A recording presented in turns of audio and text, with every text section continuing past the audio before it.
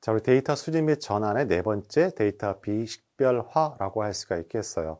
우리 일과목 앞부분에서 우리 개인정보법과 관련해서 우리 비식별화 기술 앞에서 학습했다 할 수가 있겠습니다. 또한 우리 프라이버시 보호 모델과 관련돼서 추론을 방지하기 위한 것도 학습을 하셨어요. 자, 여기 파트에서는 이와 같이 데이터, 개인정보의 비식별화 기술을 좀 더 세분화해서 우리 나온다 할 수가 있고, 이와 같은 비식별화 기술 모든 걸 다 해결할 수가 없죠. 이와 같은 문제점을 보완하기 위한 두 가지 기술 등장한다 할 수가 있겠습니다. 자, 이와 같은 출제 유형을 갖고 있는 것이 바로 데이터 비식별화라고 할 수가 있겠습니다. 자, 우리 개인정보를 우리 수집하게 되잖아요. 그러면 당연히 그와 관련된 개인정보와 가이드라인을 지켜야 되겠고, 만약에 특정 개인을 식별할 수 없도록 비식별화 기술이 필요하다 할 수가 있겠습니다. 자, 첫 번째 가명 처리예요. 우리 주요 세부 기술을 좀 확인해 보도록 할게요. 우리 K 익명화와 관련된 것이 바로 가명 처리의 첫 번째 세부 기술이라고 할 수가 있겠습니다. 자, 동일한 속성 값을 가지는 데이터를 K개 이상으로 유지해서 데이터를 공개하는 방법이라고 할 수가 있겠습니다. 자, 또 하나 휴리스틱 익명화라고 할 수가 있겠어요. 자, 준식별자에 해당되는 값들을 몇 가지 정해진 규칙 또는 사람이 판단에 따라 가공하여 자세한 개인정보를 숨기는 방법이라 할 수가 있고, 준식별자라는 건 무엇이냐? 식별자라는 것은 특정 개인을 바로 식별할 수 있는 전화번호, 성명, 이 식별자라 할 수가 있고, 준식별자라는 것은 다른 정보와 연결을 해서 그 사람을 식별할 수 있을 때 준식별자라고 해요. 예를 들자면 혈액형, 체중, 키 이런 것들이 다 준식별자라고 할 수가 있겠어요. 자, 세 번째는 교환입니다. 자, 추출된 표본 레코드에 대하여 이루어지며 미리 정해진 변수의 집합에 대해서 데이터베이스 레코드와 연계해서 교환하는 방식, 바로 가명 처리라 할 수가 있겠어요. 자, 아직까지 우리 시험에서는 주요 세부 기술을 물어보는 문제 출제되지 않았지만, 만약에 변별력을 부여한다면 이와 같은 세부 기술의 정의를 물어보는 문제 얼마든지 출제 가능성 높다 할 수가 있겠습니다. 자, 두 번째는 총계예요. 첫 번째는 총계 처리와 부분 총계로 구분할 수가 있는데요. 총계 처리라는 것은 데이터 전체 또는 부분을 집계하는 방식이라고 할 수가 있겠습니다. 자, 부분 총계라는 것은 데이터 셋 내 일부 레코드 값만 우리 총계 처리하는 거 부분 총계라고 할 수가 있겠죠. 또 하나는 데이터 값 삭제예요. 우리 식별 값을 삭제할 수도 있고 준식별자를 부분 삭제할 수 있는 방법이라고 할 수가 있겠죠. 자, 데이터 범주와 카테고리를 만드는데요. 자, 범위 방법이 있고 랜덤에서 라운딩하는 방법이 있고 제어 올림에서 만드는 카테고리, 범주의 방법이 있어요. 또 하나 데이터 마스킹이 있습니다. 자, 이미 잡음을 추구하는 방법이 있고 공백을 만들어서 다른 값과 대체하는 방법, 이와 같은 데이터 마스킹의 세부 구현 기술이라 할 수가 있겠어요. 자, 추가적인 비식별 족치 방법이라 우리는 두 가지를 요약할 수가 있겠습니다. 자, 차등 정보 보호랑 재현 자료라고 할 수가 있겠어요. 자, 재현 자료부터 설명드리도록 할게요. 자, 재현 자료는 원 데이터가 전혀 없는 거예요. 말 그대로 시뮬레이션 데이터입니다. 원재료가 하나도 없는 거예요. 말대로 가공을 해서 시뮬레이션을 통해서 만들어진 데이터가 재현 자료라고 할 수가 있겠죠. 또 하나 차등 정보 보호라는 건 뭐냐면 원 데이터에다가 어떤 특정 알고리즘을 적용해서 좀 더 보호를 강화한 데이터가 바로 차등 정보 보호라고 할 수가 있겠습니다. 자, 우리 얼마 전에 시험 문제에서 재현 자료와 관련된 개념이 정의가 출제가 됐다 할 수가 있고, 두 번째 차등 정보 보호라는 거 얼마든지 출제 가능성이 있는 키워드라 할 수가 있겠습니다. 이렇게 간략하게 정의를 하는 거 중요한 출제 포인트라는 것도 강조해서 말씀을 드리도록 하고, 자, 우리 기출 문제 확인해 보도록 할게요. 자, 다음 중 비식별화 기술과 관련이 없는 것을 물어봤습니다. 우리 정답은 특이값이라고 할 수가 있겠죠. 자, 이와 같은 이외의 문제를 보게 된다면 이와 같은 비식별화 기술을 객관형 문제로 여러분이 접해볼 수 있는 기회 사실상 거의 없어요. 그러다 보니까 기존에 있는 ADS-B 문제에서 갖고 있는 기출 문제 그대로 갖고 온 타입이라 할 수가 있겠습니다. 자, 3회 문제인데요. 데이터 비식별화 기술에 해당되지 않은 것을 물어봤습니다. 값 대체 해당 사항이 없죠. 자, 이와 같은 출제 유형을 갖고 있다면 난이도는 하라고 할 수가 있겠죠. 자, 5회입니다. 자, 비식별화 기술인 총계 처리에 대한 설명은 적절하지 않은 것을 물어봤습니다. 자, 3회와 5회 비교를 하자면 훨씬 더 난이도가 올라갔다고 할 수가 있겠죠. 데이터 전체 또는 부분을 집계하는 것이라고 말씀드릴 수가 있고, 모수가 작을 때는 그 사람이 누군지 당연히 추론 가능성이 높아요. 세 번째, 개별 데이터의 정밀 분석이 어렵다. 왜 그러냐면 모든 데이터를 총계를 하게 되면 더 그 데이터의 특징을 우리 구분할 수 있기가 힘들잖아요. 자, 네 번째는 비식별화 적용이 어렵다. 비식별화는 더 쉽죠. 총계 처리하게 되면요. 자, 이와 같은 형태의 우리 문제 출제 경향이라는 것도 강조해서 말씀드리도록 합니다. 자, 개인정보 비식별화 기술에 대한 설명 중 적절하지 않은 것은 물어봤습니다. 가명 처리와 총계 처리, 범주와 데이터 마스킹, 대표적으로 ADS-B 문제에서 크게 벗어나지 않고 있음을 알 수가 있어요. 자, 데이터 삭제에 관련된 부분이라고 할 수가 있겠죠. 자, 3회 다음 중 재현 자료에 대한 설명 중 옳은 것은 물어봤습니다. 재현 자료는 원데이터 자료가 아니에요. 말 그대로 가공해서 만든 데이터예요. 그래서 시뮬레이션 데이터라고 하게 됩니다. 그래서 정답은 2번이라고 할 수가 있겠죠. 자, 이와 같은 출제 유형 다시 한번 강조드린다 할 수가 있겠습니다. 자, 우리 데이터 수립 및 전환의 5번째 데이터 품질 검증 파트라고 할 수가 있겠죠. 자, 우리 데이터 검증 시험에서 품질을 물어보는 시험이 빅데이터 분석 기사밖에 없어요. 그래서 이 부분에서는 다른 시험과 약간 정체성이 구별되는 문제라고 할 수가 있고, 여러분들이 품질 검증에 관한 파트는 확실하게 이해를 하고 넘어가시길 바랍니다. 자, 첫 번째는 정형 데이터 품질 기준이에요. 우리 시험에서는 정형과 비정형 구분할 수가 있는데요. 정형 데이터 품질 기준이 우리 시험 문제 출제 빈도가 높아요.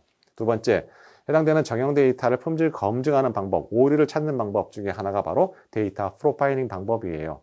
자, 이와 같은 프로세스 순서는 아직까지 출제가 되지 않았지만 얼마든지 나올 가능성이 높은 부분이라는 것도 강조해서 말씀을 드리도록 합니다. 자, 첫 번째 빅데이터 품질 관리의 정의라고 할 수가 있겠습니다. 자, 데이터 품질 관리란 사용자에게 유용한 가치를 제공하고 데이터 품질을 확보하기 위한 품질 목표 설정을 한다. 또는 품질 진단 및 개선 등 일련의 활동과 이를 지원하기 위한 관련 도구를 의미한다 할 수가 있겠습니다. 따라서 해당되는 품질 관리는 어떤 특정 지점에서, 특정 시간적 지점에서만 행하는 것이 아니라 말 그대로 빅데이터 수명 주기와 관련된 전체 과정에서 품질 관리를 해야 된다는 거 강조해서 말씀드리도록 합니다. 첫 번째는 빅데이터 수집 단계예요. 자, 수집 단계에서 서비스에 필요한 데이터를 확보하는 것이 중요하죠. 그래서 사전에 검토하고 하게 되고 유형, 경로, 품질 수준 항상 관리사항을 고려한다 할 수가 있겠습니다. 자, 두 번째는 빅데이터 저장 단계예요. 우리 앞에서 데이터 변환했잖아요. 빅데이터 전후 처리 단계에서도 각각 해당되는 품질 관리를 항상 고려해야 된다라고 강조해서 말씀드리도록 합니다. 자, 우리 시험에서는 바로 여기부터 우리 출제 빈도가 높다 할 수가 있겠습니다. 자, 빅데이터 기준 선정인데요. 첫 번째는 빅데이터 품질 기준을 설정한다 할 수가 있겠습니다. 그 중에서 정형 데이터의 품질 기준, 우리 데이터 프로파일링 검증 방법으로 검토를 하게 되는데요. 우리 프로파일링이라는 건 뭐냐면 오류를 찾는 거예요. 일반적인 해당되는 메타데이터를 일단은 분석을 하게 되고 실제 테이블과 비교를 해서 어느 정도 오류를 갖고 있는지 확인하는 것부터 시작하는 거 바로 프로파일링 방법이라 할 수가 있겠죠. 자, 우리 시험에서 바로 정형 데이터의 품질 기준 굉장히 중요하고, 자, 우리 시험 문제에서 해당되는 품질 기준에 따라서 정의를 물어보는 문제가 가장 블루스팟에 해당되는 포인트라는 것도 강조해서 말씀드리도록 합니다. 자, 첫 번째는 완전성이라고 하게 되고 필수 항목에 누락이 없어야 된다라는 정의라고 할 수가 있겠습니다. 두 번째는 유일성이에요. 데이터 항목은 유일해야 하며 중복돼서는 안 된다는 의미라 할 수가 있겠습니다. 자, 유효성이라는 것은 나이가 200살이 넘는다든지 그거는 그 데이터 잘못된 거잖아요. 자, 이와 같은 해당되는 범위를 충족해야 한다. 자, 일관성. 자, 똑같은 레코드 값, 속성 값인데 어떤 값에 따라서 달라져요. 그럼 문제가 있죠. 이와 같은 거 일관성이라고 하게 됩니다. 자, 정확성이에요. 실제 존재하는 객체의 표현 값이 정확하게 반영돼야 한다는 것을 의미하는 정확성이라고 할 수가 있겠죠. 자, 다른 것들은 해당되는 정확성은 이 해당되는 정의를 보고 답안을 골라낼 수 있잖아요. 하지만 다른 것들, 유효성, 일관성 이런 것들은 언제든지 우리 시험 문제 대표적인 타켓이라고 할 수 있다는 점도 강조해서 말씀드리도록 합니다. 자, 좀 전에 제가 데이터 프로파일링에서 언급해서 말씀을 드렸죠. 말 그대로 오류를 찾아낼 수 하나의 오류 징후를 발견하는 방법이라고 정의하시면 되겠고, 우리 해당되는 품질 진단 기법 확인해 보도록 하겠습니다. 우리 품질 기준을 정했어요. 그러면 정형 데이터 품질 진단을 하게 됩니다. 어떤 방법으로요? 여기 나와 있는 프로파일링 방법을 통해서 하게 돼요. 그럼 순서가 어떻게 되어 있냐? 첫 번째 메타데이터 수집 및 분석을 하게 됩니다. 자, 테이블 정의서, 컬럼 정의서, 도메인 정의서, 데이터 사전 이런 것들 가지고서 우리 정말 기존에 있는 테이블과 서로 일치하는지 여부를 먼저 파악하게 돼요. 자, 그런 다음에 컬럼 속성 분석을 하게 됩니다. 대상 컬럼의 총건수, 유일값수, 널값수, 공백값수 등을 분석하게 되고 누락값, 값의 허용 범위 등을 분석하게 돼요. 또는 허용값, 문자의 패턴 분석, 날짜 유형 분석, 유일값 구조 분석들을 하게 되는 것이죠. 그래서 결국에는 데이터 프로파일링의 수행 절차는 다음과 같다 할 수가 있고 아직 우리 시험에선 출제가 되지 않았지만 제 예상컨대 프로파일링의 수행 절차를 물어보는 프로세스 순서를 물어보는 문제 대표적으로 나올 가능성이 높은 포인트라 할 수가 있겠습니다. 좀 전에 말씀드렸듯이 메타데이터 수집 및 분석을 하게 돼요. 실제 데이터베이스에 설계된 반영된 메타데이터를 수집하게 되고 사전에 수집된 테이블 및 컬럼 목록을 대조해서 분석을 하게 됩니다. 자, 그렇게 함으로 인해서 우리 실제 검증해야 할 프로파일링 대상 및 유형을 선정한다 할 수가 있겠습니다. 그래서 오류 검토를 해보고요. 결과를 확인하고 종합한다 할 수가 있겠습니다. 자, 이와 같은 거 데이터 프로파일링 순서 프로세스라 할 수가 있겠습니다. 자, 이와 같은 오류 진단을 하게 됩니다. 그럼 이제 그 다음 과정은 실제 오류가 얼마만큼 되는지 우리 측정을 해본다 할 수가 있겠습니다. 자, 데이터 품질 측정 단계에는 도출된 업무 규칙을 핵심 데이터에 적용해서 오류 데이터를 추출하는 방법이라고 할 수가 있겠습니다. 그 현황을 파악하는 오류 데이터 검증 단계와 그 결과를 요약해서 품질 현황을 보고하는 단계로 구성된다 할 수가 있겠습니다. 해당되는 품질 측정 계획을 수립하게 되고 체크리스트를 만들고 실제 품질을 측정을 수행해서 결과 보고를 하는 형태 품질 측정이라고 할 수가 있겠습니다. 자, 다섯 번째는 해당되는 품질 측정을 했으니까 결과를 분석을 해야겠죠. 자, 품질 측정이 완료되면 오류 유형에 따른 발생 원인을 분석하고 이에 대한 각 업무 분야에 해당되는 개선 방안을 만들어내는 거 바로 품질 측정 결과 분석이라고 할 수가 있겠습니다. 자, 결과가 다 끝난 다음에 해당되는 품질에 어떤 방향의 문제가 점이 있으니까 어떤 걸 개선해야겠다라는 프로세스를 진행하게 되고 그것이 바로 데이터 품질 개선이라 할 수가 있겠습니다. 데이터 품질 진단과 오류 원인 분석, 개선 방안이 도출이 완료되면 오류 유형과 각 업무 분야에 해당되는 개선 방안의 시급성과 우선순위에 따라 데이터의 품질 개선 계획을 수립하는 과정이라고 할 수가 있겠죠. 따라서 우리 시험 문제에서 데이터 품질 파트에서는 정형 데이터의 품질 기준 중요하고 데이터 프로파일링에 관련된 부분, 프로세스 순서가 중요한 출제 포인트를 갖고 있다. 또한 해당되는 품질 개선에 관련된 일련의 사이클, 프로세스 순서를 이해하고 프로세스 순서를 알고 있는 거 우리 시험 문제 출제 포인트라는 것도 강조해서 말씀을 드리도록 합니다. 자, 해당되는 우리 기출 유형 확인해 보도록 할게요. 자, 다음에 설명하는 빅데이터 품질 평가 지표 정확히 따지면 정형 데이터의 평가 지표는 무엇인가? 필수항목의 누락이 없애야 된다. 완전성에 관련된 부분이라 할 수가 있겠죠. 자, 5회 기출문제라 할 수가 있겠는데요. 데이터 품질 진단 전체에서 데이터를 측정하고 도출된 업무 규칙을 핵심 데이터에 적용해서 오류 데이터 추출하는 거 아까 품질 측정이라고 할 수가 있겠죠. 정답 2번이라 할 수가 있겠습니다. 자, 이와 같은 출제 유형을 갖고 있어요. 그래서 우리 그 1과목이 이제 거의 다 끝나가잖아요. 우리 이제 각각 1장, 2장, 3장마다 제가 처음 출제 경향을 시작으로 우리 강의가 시작이 되었는데요. 우리 각 과목마다 전략 과목이 있어요. 우리 전체 4과목으로 구성이 되어 있고 우리 아직 4과목까지 끝내지 않았지만 4과목이 가장 전략적인 과목이에요. 왜냐하면 거기는 모형평가와 우리 정보시각화 파트가 명확하게 문제가 나올 거라고 정해져 있어요. 전체 50% 나와 있기 때문에 자, 4과목이 전략 과목이라고 할 수 있고 그 다음 전략 과목이 바로 1과목입니다. 그래서 해당되는 파트 골고루 득점하는 거 중요하죠. 고득점하면 더 중요하겠죠. 하지만 나에게 시간이 주어져 있다면 선택과 집중을 해야 되잖아요. 저 같으면 4과목에 일단 첫 번째 가중치를 두게 되고 두 번째는 1과목에 가중치를 둘 거예요. 그 다음에 3과목에 그 다음 가중치를 두게 되고 마지막 2과목에 그와 같은 순서를 가게 되면 제가 보기엔 가장 주어진 시간 내에 빅분기 필기 파트를 합격할 수 있는 하나의 전략적 팁이라고도 할 수가 있겠습니다. 자, 다음 문제 확인해 보도록 할게요. 제 위의 문제인데요. 자, 정형 데이터 품질 진단 기법 중에 테이블 누락, 브리지 컬럼 등을 실시해서 누락사항을 기재하고 누락된 유형을 가장 각각 명시하는 방법을 우리 뭐라고 합니까? 우리 메타데이터 분석이라고 하게 되죠. 자, 해당되는 메타데이터 분석 뽑고 실제 관계된 데이터를 서로 비교를 해서 분석하는 방법, 바로 프로파일링의 첫 번째 단계에 해당되는 메타데이터 분석이라고 할 수가 있겠습니다. 자, 이렇게 품질 파트, 우리 다른 시험에 이와 같은 품질을 물어보는 시험이 거의 없어요. 따라서 절차, 제가 좀 전에 말씀드렸던 강조했던 부분들 다시 한번 여러분 더블 체킹하실 걸 권해드립니다. 자, 우리 데이터 적재 및 저장 파트의 데이터 적재 파트라 할 수가 있고 교재의 176페이지에 해당되는 내용이라 할 수가 있겠습니다. 자, 우리 하드웨어 에코시스템과 관련되어 있는 부분이라고도 할 수가 있겠습니다. 즉, 우리 하드웨어 에코시스템 중에서 데이터 수집하는 기법이 있죠. 앞에서 언급드렸던 플럼도 있고요. 척와도 있고 스크라이브도 있습니다. 그래서 그 특정 데이터를 우리는 수집을 하게 되고 그 데이터의 특징, 유형에 따라서 우리 RDBMS에 저장할 수도 있고 하드웨어 HDF에 저장할 수도 있고 NoSQL에 저장도 할 수 있는 것이라고 할 수가 있겠어요. 이와 관련된 각 수집 도구의 기능 정의를 알아보는 문제, 출제 키워드라 할 수가 있겠습니다. 자, 첫 번째 데이터 발생 유형 및 특성이라고 할 수가 있겠습니다. 데이터의 용량 또는 실시간 여부, 정형, 비정형, 유형 및 요건을 파악해서 빅데이터의 저장, 계획 수립에 반영한다 할 수가 있겠습니다. 자, 저장 대상 데이터의 특성이 대용량이면서 실시간으로 발생을 하게 되고 이를 실시간으로 서비스해야 되는지는 데이터의 발생 유형 및 특성 파악이 중요하다 할 수가 있습니다.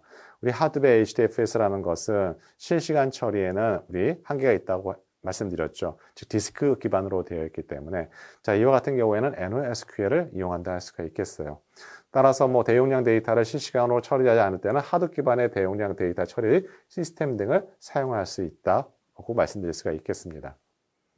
자, 빅데이터 수집 및 적재 연계라고 할 수가 있고, 자, 빅데이터 분석에 필요한 데이터 수집과 적재는 수집할 적재, 빅데이터 유형과 실시간 처리 여부에 따라서 해당되는 목적 데이터베이스가 RDBMS 또는 하드웨어 HDFS, NoSQL에 따라서 적재하는 작업이 필요하다 할 수가 있겠습니다.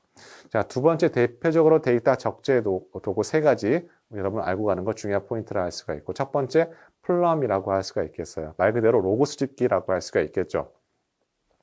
각각의 서버에 에이전트가 다 설치가 되고 각각의 로그 수집 콜렉트로 수집이 된다 할 수가 있겠습니다. 자, 이와 같은 데이터를 HDF에서 저장하는 시스템 바로 플럼이라 할 수가 있겠어요. 근데 플럼이라는 것은 마스터와 슬레이브 구조로 되어 있습니다. 마스터라는 것은 해당되는 각각의 그 에이전트를 컨트롤할 수 있는 하나의 컨트롤 타워 역할을 하게 돼요. 그래서 해당되는 정보를 다 에이전트의 정보를 다 갖고 있는 거 마스터라고 할 수가 있겠습니다. 자, 두 번째는 스크라이브와 척와가 있는데요. 자, 해당되는 거 다 모두 다 로그 수집기에 해당되는 거 정도만 정리하시면 되고, 자, 플럼이 기본적으로 다른 그 로그 수집기와 다른 점만 여러분 알고 가시면 충분하다 할 수가 있겠습니다. 자, 두 번째는 데이터 저장이에요. 우리 1과목에서 가장 변별력 있는 파트가 포지션이 되어 있는 것이 바로 데이터 저장이라고 할 수가 있고, 우리 분산 파일 시스템이라고 할 수 있는 GFS, 구글 파일 시스템과 하드웨어 HDFS 출제 키워드라 할 수가 있고 출제 빈도가 상당히 높아요.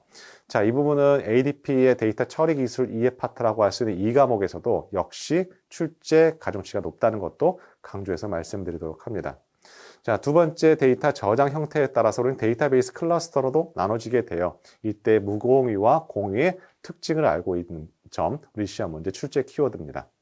자, 세 번째는 NoSQL의 특징이에요. 이와 같은 세 가지 저장 방식에 관련된 이해가 필요하다는 것도 강조해서 말씀드리도록 합니다. 자, 첫 번째 빅데이터 저장 관리 시스템이에요.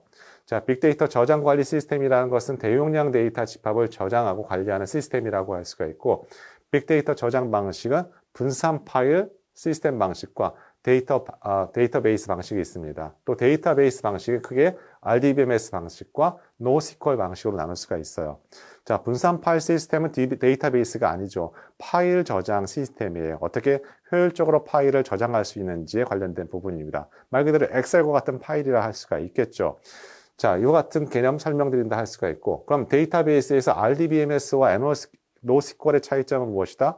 RDB라는 것은 아주 구체적으로 정형화된 틀로 만들어져 있는 것이잖아요.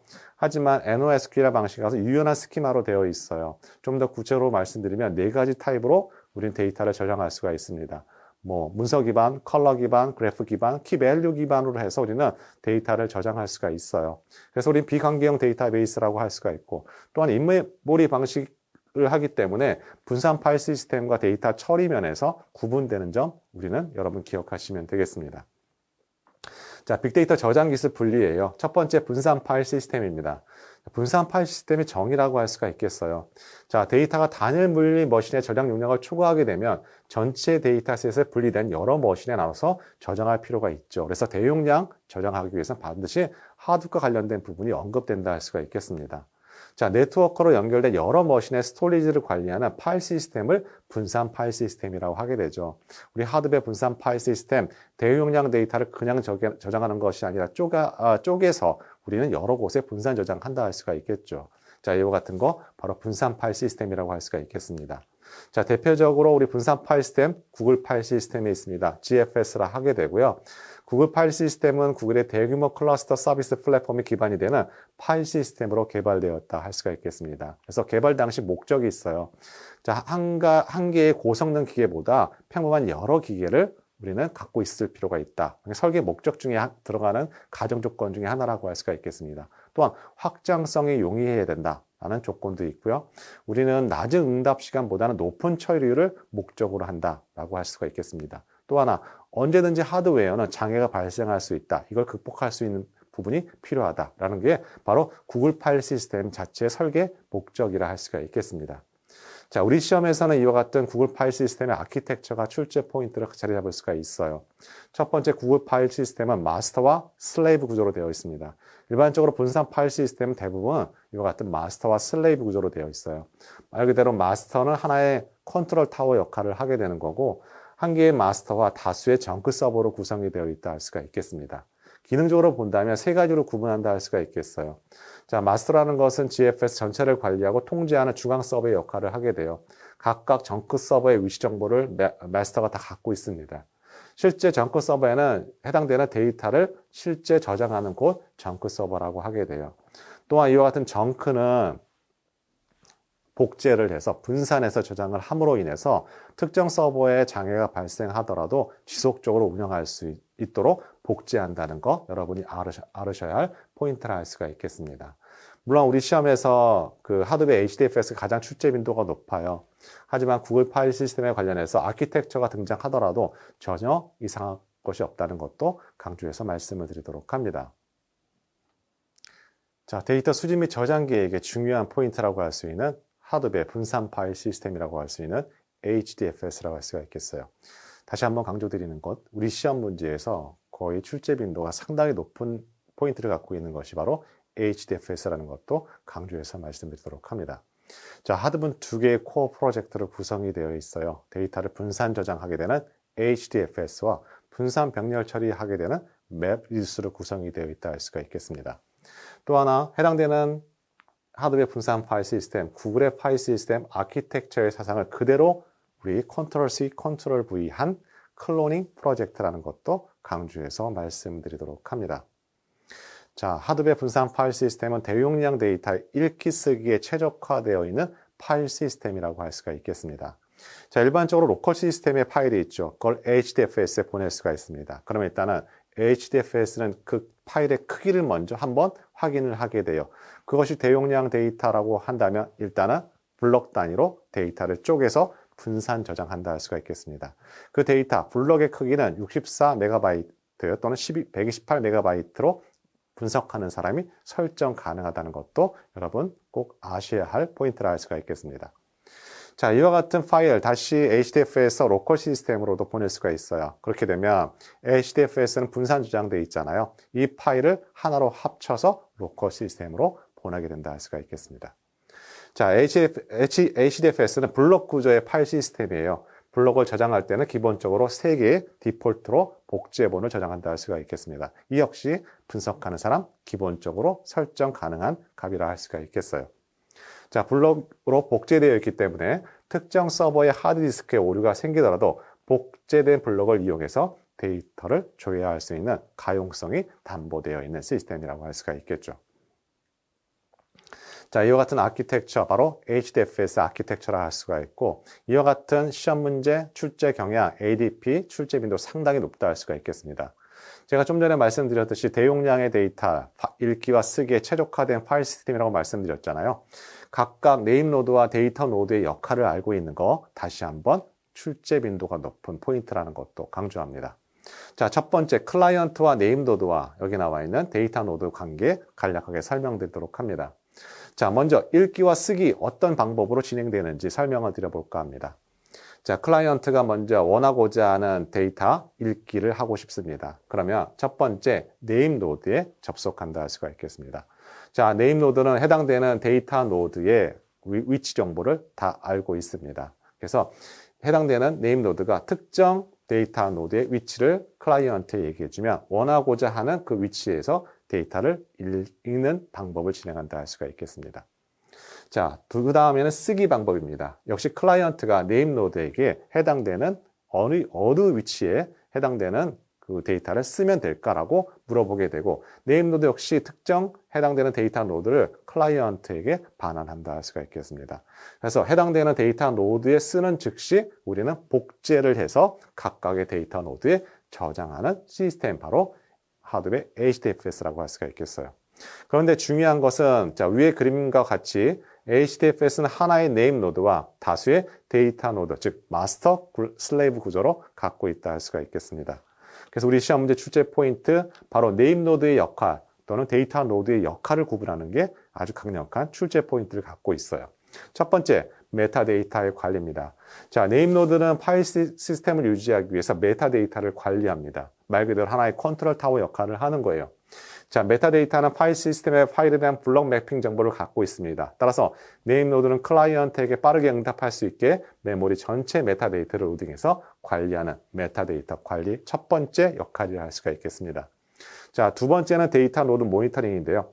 자, 데이터 노드는 네임 노드에게 3초마다 하트비트 메시지를 전송합니다. 아, 나는 상태가 괜찮아 라고 이와 같은 시그널을 보내준다고 생각하시면 되겠죠. 자, 하트비트는 데이터 노드 상태 정보와 데이터 노드 저장되어 있는 블록의 저장 목록으로 구성이 되어 있고, 자, 네임 노드는 하트비트를 이용해서 데이터 노드의 실행 상태와 용량을 모니터링한다 할 수가 있겠습니다. 자, 일정 기간 동안 하트비트를 전송하지 않으면 데이터 노드가 이상이 있을 경우 장애가 발생한 서버를 판단한다 할 수가 있겠어요. 이게 바로 두 번째 네임 노드의 역할이라고 할 수가 있겠습니다. 자, 세 번째는 블록 관리라 할 수가 있겠습니다. 자, 네임 노드는 다양한 방법으로 블록을 관리하게 됩니다. 네임 노드가 장애가 발생한 데이터 노드를 발견하면 해당 데이터 노드의 블록을 새로운 데이터 노드로 복제한다 할 수가 있겠어요. 자, 네임 노드의 블록 관리 역할. 자, 네임 노드는 다양한 방법으로 블록을 관리하게 됩니다. 네임 노드 장애가 발생한 데이터 노드를 발견하게 되면 해당 데이터 노드의 블록을 새로운 데이터 노드로 복제를 하게 되는 것이죠. 즉, 용량이 부족한 데이터 노드가 있다면 또 용량의 여유가 있는 데이터 노드로 블록을 이동시킬 수 있는 거 바로 네임 노드의 역할이라 할 수가 있겠습니다. 자, 그럼 데이터 노드의 역할은 무엇일까요? 자, 데이터 노드는 실제 데이터 입출력 요청을 처리하는 역할을 한다 할 수가 있겠습니다. 하나의 파일이 여러 개의 블록으로 나눠져 각 데이터 노드에 저장되는데 데이터 노드는 이러한 블록을 파일 단위로 저장하고 클라이언트 요청에 따라서 블록의 입출력을 처리하는 거 데이터 노드의 역할이라 할 수가 있겠습니다. 자, 우리 시험에서는 HDFS의 분산 아키텍처를 보여주게 되고 각각 네임 노드와 데이터 노드의 역할을 물어보는 문제 출제 가중치가 높다는 것도 다시 한번 강조해서 말씀드리도록 합니다. 자, 두 번째는 데이터베이스 클러스터라고 할 수가 있겠습니다. 각각 독립적인 서버에 하나의 디스크를 서로 연계한 기법이라고 할 수가 있겠죠. 자, 이렇게 함으로 인해서 우린 다양한 장점을 갖고 있다 할 수가 있겠습니다. 첫 번째는 고가용성이라 할 수가 있겠어요. 자, 특정 파티션에 장애가 발생하더라도 서비스가 중단하지 않는 고가용성을 확보할 수가 있습니다. 또한 병렬 처리라고 할 수가 있겠습니다. 이와 같은 파티션 사이의 병렬 처리를 통해서 빠른 데이터 검색이 우리는 성능을 얻을 수가 있고 이와 같은 성능 향상을 통해서 선형적인 증가 효과, 서버만 추가를 하게 되면 이와 같은 선형적인 증가 효과를 갖고 올 수 있는 거 바로 데이터베이스 클러스터라고 할 수가 있겠어요. 자, 우리 시험에서는 이와 같은 데이터베이스 클러스터 리소스 관점에서 공유와 무공유 디스크로 나눠준다 할 수가 있고 각각 무공유 디스크와 공유 디스크의 장단점을 구분하는 문제 출제 포인트를 갖고 있습니다. 자, 무공유의 장점은 각 노드 확장에 제한이 없다는 것입니다. 그래서 단점은 각 노드에 장애가 발생할 경우 별도의 고장 감내성을 구성해야 된다 할 수가 있겠습니다. 자, 오라클 렉을 제외한 대부분의 데이터베이스 클러스터가 무공유 방식을 채택한다 할 수가 있겠어요. 자, 공유 디스크라는 것은 장점이라고 한다면 자, 모두 다 연결이 되어 있잖아요. 높은 고장 감내성을 제공이라 할 수가 있겠습니다. 하지만 클러스터를 구성하는 노드 중 하나에 로드만 살아있어도 서비스가 가능한 것이 바로 고장 감내성이라고 할 수가 있겠죠. 하지만 단점이라고 한다면 클러스터가 커지게 되면 디스크 영역에서 병목 현상이 발생할 수 있는 단점을 갖고 있는 거 바로 공유 디스크라고 할 수가 있겠습니다. 자, 마지막 분산 데이터베이스의 NoSQL이라 할 수가 있겠습니다. 자, 말 그대로 NoSQL이라는 것은 인메모리어 방식으로 실시간 처리가 가능한 방식, 바로 NoSQL 방식이라 할 수가 있겠어요. 자, 특징을 확인하는 것 중요 포인트라고 할 수가 있고, 자, 스키마의 프리 구조로 스키마 없이 동작한다. 자, 그러므로 비정형 데이터를 다룰 때 매우 유용한 데이터 저장 방식이라고 할 수가 있겠습니다. 다음, 분산 병렬 처리에 적합한 확장성을 제공하게 되고, 자, 조인된 연산하기 위한 구조에 적합하진 않지만 용도별 다양한 형태의 DB가 존재한다 할 수가 있고, 우리는 4가지 형태의 우리는 모델 구분한다 할 수가 있겠습니다. 자, 첫 번째는 키 밸류의 NoSQL 방식 또는 도큐먼트 NoSQL, 컬럼 기반의 NoSQL 또는 그래프 NoSQL로 구분한다 할 수가 있겠어요. 우리는 앞에서 HBase를 언급했다 할 수가 있겠습니다. 그죠? 자, HBase라는 건 어떤가요? HDFS 데이터를 갖고 와서 해당되는 컬럼 기반의 데이터를 저장하게 되고 실시간 처리를 하는 형태라고 여러분 정의하시면 되겠어요. 자, 이와 같은 대표적인 대용량 데이터 분산 저장하는 방식 NoSQL에 관련된 부분이라고 할 수가 있겠습니다. 자, 또 하나 우리 시험 문제에서 한 번도 출제되지 않았지만 하드번 2개의 코어 프로젝트로 구성이 되어 있다고 말씀을 드렸고, 또 하나 분산 병렬 처리와 관련된 거 우리는 맵 리듀스라고 말씀드릴 수가 있겠습니다. 자, 구글에서 대용량 데이터를 처리 분산 병렬 컴퓨팅하기 위해서 제작한 것이 바로 맵 리듀스라고 할 수가 있고, 맵과 리듀스 함수로 구성이 되어 있다 할 수가 있겠습니다. 자, 여러분 꼭 하나 기억하셔야 할 부분이 하나 있는데요. 자, 맵 리듀스의 장점입니다. 우리 각각 저장 구조가 독립적으로 되어 있다라고 할 수가 있겠어요. 또 단점이라고 한다면 복잡한 연산이 어렵습니다. 그 이유는 뭐냐면 조인 기능이 없어요. 즉, 우리 맵 리듀스라는 것은 자, 무공유 분산 아키텍처라고 할 수 있다는 거 여러분 다시 한번 강조해서 말씀드리도록 합니다. 자, 일반적인 워드 카운팅에 관련된 맵 리듀스 가장 모든 교재라고 한다면 맵 리듀스에 관련된 부분, 워드 카운팅 부분 다 실려져 있는 내용이라고 할 수가 있겠습니다. 여러분이 기억하셔야 될 것은 용어라고 할 수가 있겠어요. 자, 맵 리듀스는 3개의 단계로 구성이 되어 있습니다. 매핑과 셔플링과 리듀스로 구성이 되어 있어요. 자, 매핑이라는 거 우리 기본적으로 가정해 보자고요. 대용량 데이터라고 했을 때 각각 쪽에서 우리 블럭 단위로 분산 저장해 있다고 가정해 봅시다. 그럼 매핑이라는 것은 어떤 역할을 하게 되냐면 각 분산 저장되어 있는 데이터를 어떻게 키와 밸류의 값으로 리스트로 모으는 작업을 하게 됩니다. 그럼 해당되는 데이터가 이와 같은 매핑의 형태가 만들어지게 되고요. 여기 셔플링이라는 것은 이 데이터를 다 집계해서 정렬하는 역할을 하게 돼요.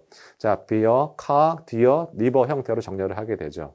자, 리듀스라는 건 감소하다는 뜻이잖아요. 이걸 다 합계를 해서 우리 베어, 카 다 합산을 하는 거죠. 줄여주는 단계 리듀스라고 하게 돼요. 그래서 우리 시험 문제에 등장할 가능성이 있는 것들, 용어에 관련된 설명이라 할 수가 있고, 이때 의미하는 매핑과 셔플링과 리듀스가 갖고 있는 의미가 무엇인지 알고 있는 거 중요하다 할 수가 있겠습니다. 자, 우리 사회 기출문제 확인해 보도록 할게요. 우리 하드웨어 HDFS에 대한 설명으로 옳은 것을 물어봤습니다. 자, 우리 간단하게 답은 4번이라고 선택을 할 수가 있는데, 왜냐하면 해당되는 하드웨어 HDFS라는 것은 구글의 GFS의 그대로 클로닝 프로젝트라고 제가 말씀을 드렸죠. 자, 해당되는 복제의 횟수 기본적으로 3회가 되어 있지만 언제 분석하는 사람이 조정할 수 있는 값이라고 할 수가 있겠죠. 물론 블럭의 크기도 마찬가지입니다. 자, 두 번째 네임 노드는 삭제 데이터가 저장된 데이터 노드를 관리한다. 우리 블럭을 관리한다고 말씀드렸습니다. 그죠? 자, 3번도 잘못된 오답 보기라 할 수가 있겠습니다. 하지만 중요한 건 4번에 관련된 부분 정확히 알고 있으면 답안을 고르시는 데는 문제가 없다라고 할 수가 있겠습니다. 자, 사회 문제, 해당되는 분산 파일 시스템의 정의를 물어보는 문제라고 할 수가 있겠어요. 자, 여러 컴퓨터를 하나의 서버 환경처럼 연결하여 데이터를 저장, 처리하는 시스템을 의미한다 할 수가 있겠습니다. 자, 이와 같은 출제 경향을 갖고 있다는 거 우리 다시 한번 확인하는 거 중요하고요. 우리 하드웨어 HDFS 아키텍처 다시 한번 해당되는 읽기 쓰기를 할 때 어떤 형태의 우리 진행이 되는지 다시 한번 강조드리고요. 우리 네임 노드와 데이터 노드의 정의를 알고 있는 거 중요한 포인트라는 것도 다시 한번 강조해서 말씀을 드리도록 합니다.